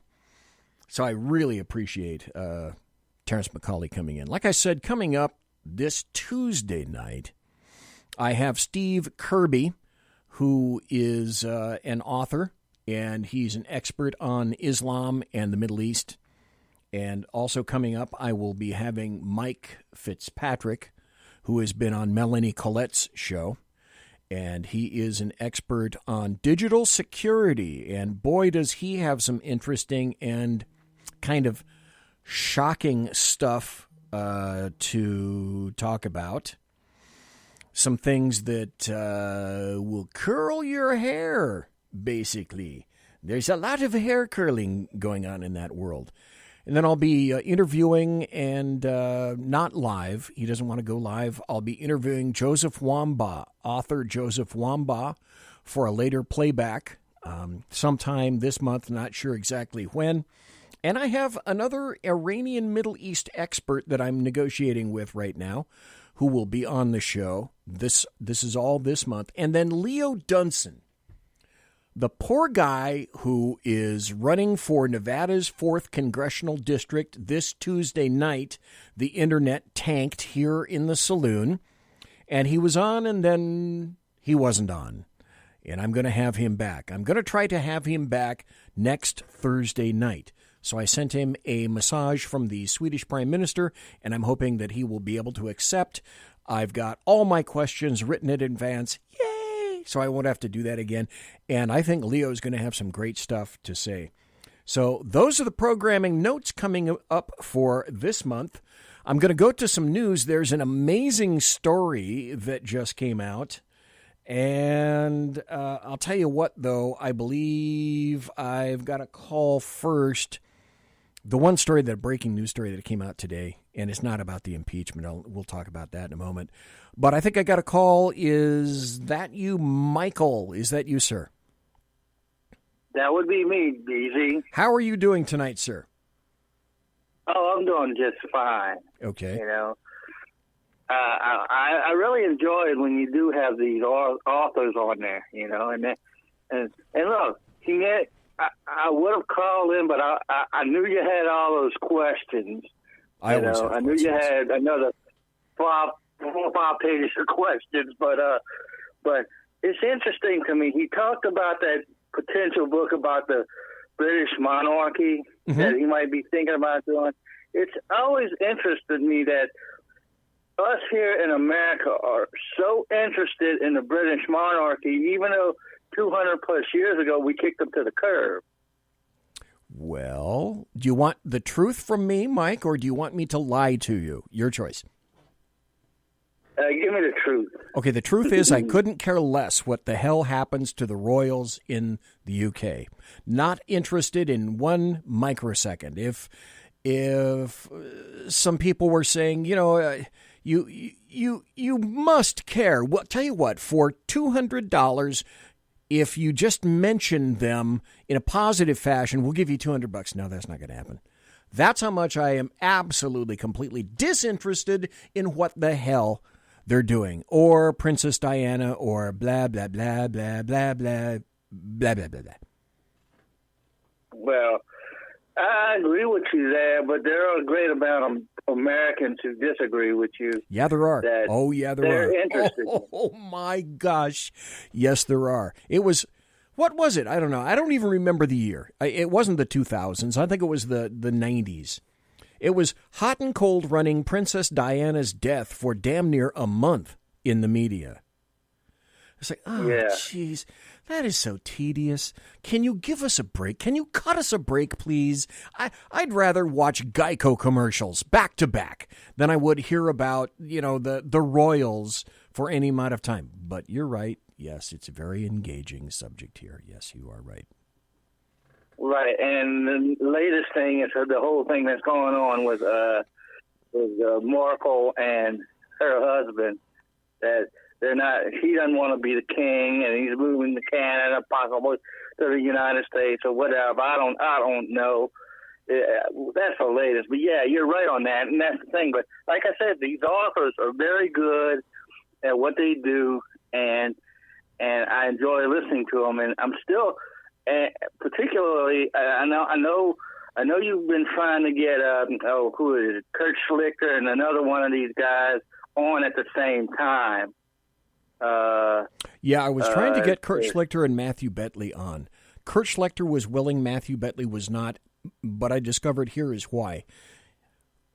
Authors are frequently under contract, and they have to produce X number of books per year.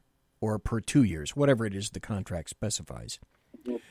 And Matthew Betley at the time, because I thought these are two guys, both former Marines, who, if I could get them, my ideal goal, Mike, was to get some kind of a round robin going and get a semi-show monthly on my show like Schlichter and Betley, or Betley and Schlichter, where they'd both throw lightning bolts back and forth at all the crazy, stupid stuff that was happening in America. Matthew Betley had to back off because he's under a really big gun to get a whole bunch of books done. And he didn't want to think about politics. He didn't want to think about anything except making sure that he honored his contract. So I got it. I would love to have seen it, but that's why I get it. Right, and that's the thing, but as far as what's going on today, your favorite Miss Pelosi actually sent those things over. Yes, those impeachment proceedings over. How is this going to turn out anything but bad for the Democrats? Here's what's going to happen. I put this out in a Facebook post. And this is it in a nutshell, but I have another question when I get to it. What's going to happen is that they're going to kind of get their ducks in a row. Nothing anymore is going to happen this week. Nothing is going to happen on Monday. Monday will be interesting for another point, but it doesn't have to do with D.C. Well, maybe in a way it does. I'll get to that in a moment.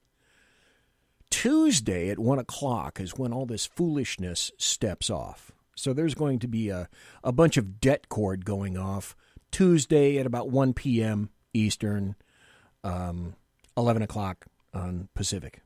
No, 10 o'clock Pacific. And then in Bolivian time at 1749.723, subparagraph 4, Grote Cluster 2, but that's Bolivian time because it's just really strange time. I never could get Bolivian time. But what is essentially going to happen is there are 7 prosecutors that have been appointed from the House that will go over to the Senate, and they have 24 hours in which to make a case.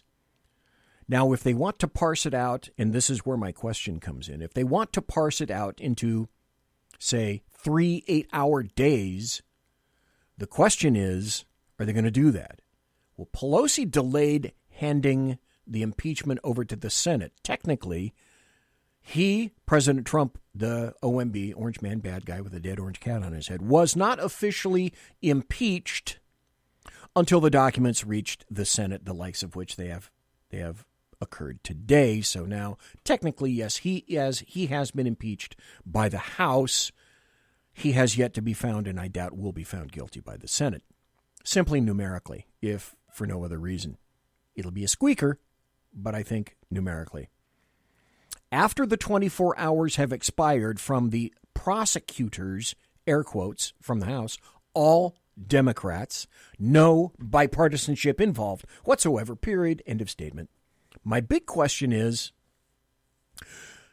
are they going to try to Pelosi those 8 hours? What I mean by that is, will they say something like, well, we have 24 hours to make our point, to make our argument to the Senate. And John Roberts already went over today. John Roberts really, he's a guy sitting in a robe. He really doesn't have that much to do. Like the other guy that was there for Clinton, he said, I didn't have much to do, but I did it really well. I'm paraphrasing. So I'm curious if they're going to Pelosi this by saying, okay, we'll do 4 hours this day. We'll wait 2 or 3 days, do another 2 hours. We'll wait another week and do another 3 or 4 hours. And then maybe we'll do 8 hours the third week. And we'll wrap it up the fourth week with 4 hours on one day, 2 hours on another, and a final hour and a half on Thursday. I'm curious if they're going to do that, or they're just going to go, okay, 8 hour day, 8 hour day, 8 hour day, we're done. Well, they screwed it, Pelosi screwed with that. Now I'm wondering if they're going to Pelosi the prosecution aspect of that. Corollary question to that, BZ, is will McConnell allow them to Pelosi it? That's another question. That's another good question. So technically, if that's what's in their mind is to do that, and McConnell knows that's in their mind to do that, he could very well say, we're not going to have any of that, and we're going to get this done as soon as possible, Well, yeah. Or, well, no, I think that's out there. I was going to say, will they just call summary judgment like a court and move on? But no, they're not going to do that.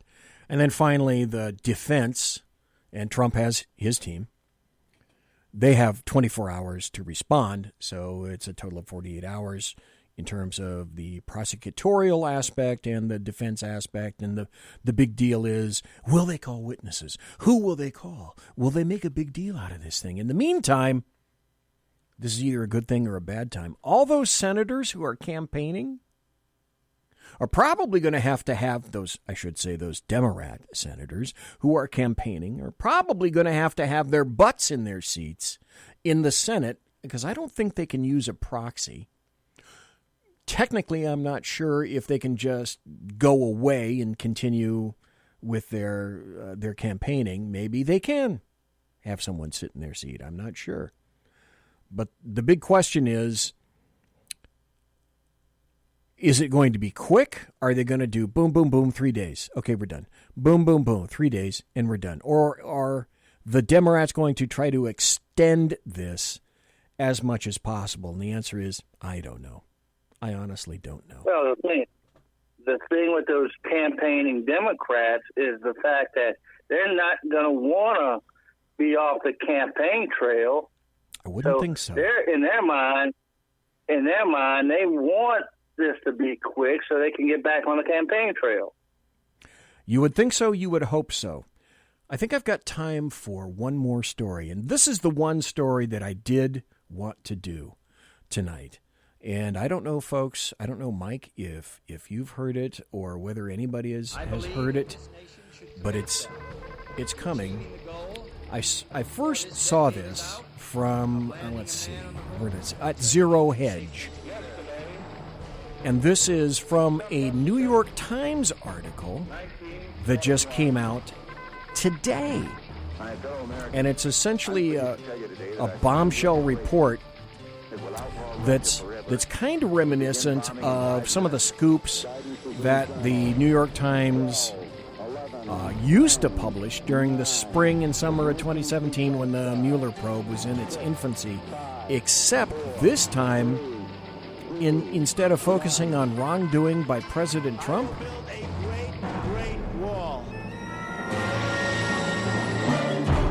Stand by for news. It's focusing on Jimmy the Leak.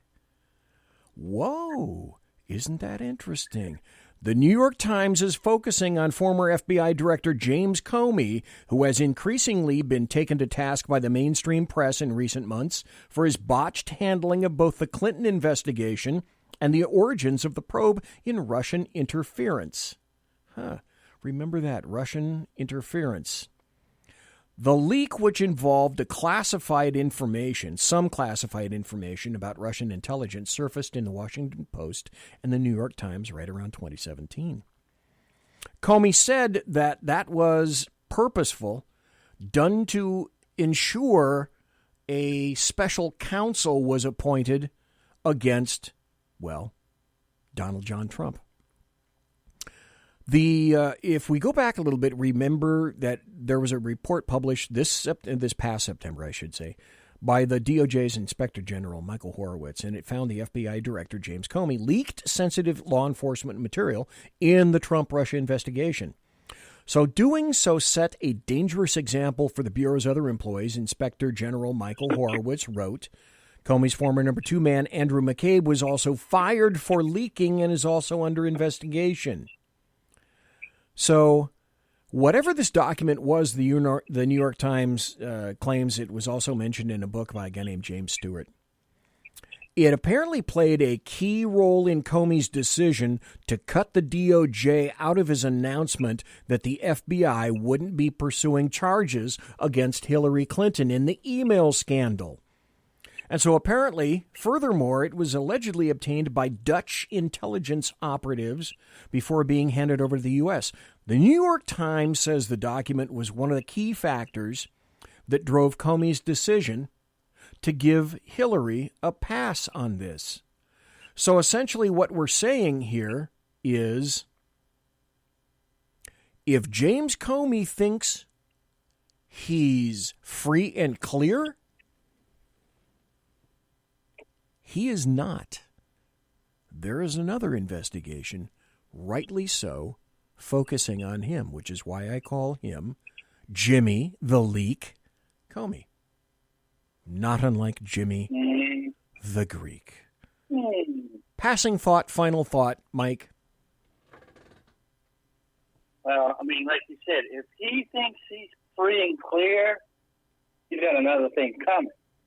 You know, that guy should never have been free and clear. I mean, to me, all this stuff got kicked off because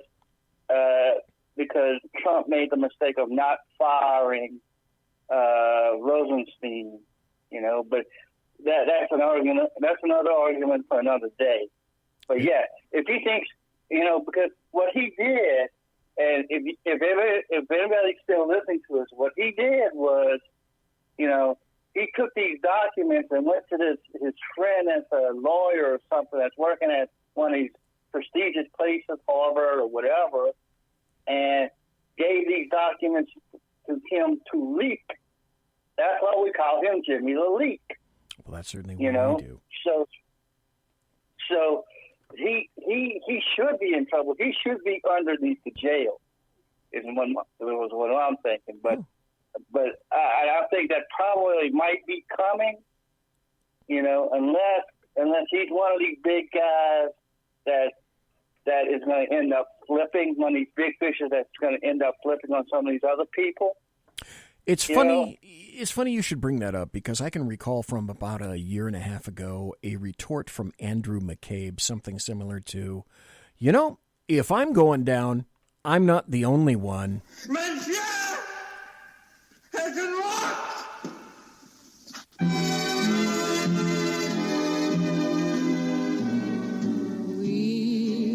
Ladies and gentlemen, boys and girls, children of all ages, thanks for listening to the Bloviating Zeppelin's Berserk Bobcat Saloon radio show, live and direct right here on the SHR Media Network.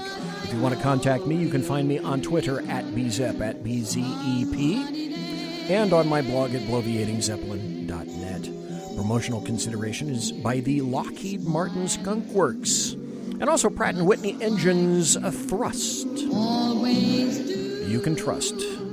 Tiaras by My Little Pony. Thanks to my personal KC-135 Kettle One refueling team, with whom I shall be consorting in less than an hour. Thanks to Terrence McCAULEY for listening to me live. Thanks to Mike for calling in. Thanks to everybody for being in chat. Thanks for listening in the podcast. I appreciate each and every one of you who take time out of your busy day and night. I'm a damn late-night talk show, folks, so I get a lot of hits in podcast. Next week, Steve Kirby on Tuesday, Islam specialist. And also, I hope to have Leo Dunson return next Thursday, both in the first hour. Everybody, God bless, take care, be safe, have a great weekend. Come back Tuesday night. Take care.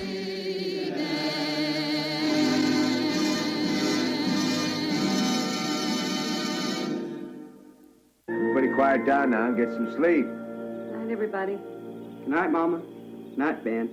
Good night, everyone. Good night, Mama. Good night, Daddy. Good night, children. Good night, Daddy. Good night, Elizabeth. Good night, John Boy. Good night, Jim Bob. Good night, Jim Bob. Good night, Jim Bob. What's going on? I was asleep. What's everybody doing? Good night, Good night, Jim Bob. Go to sleep.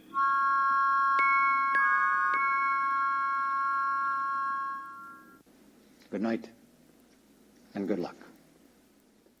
Now you know the rest of the story. That's all, folks.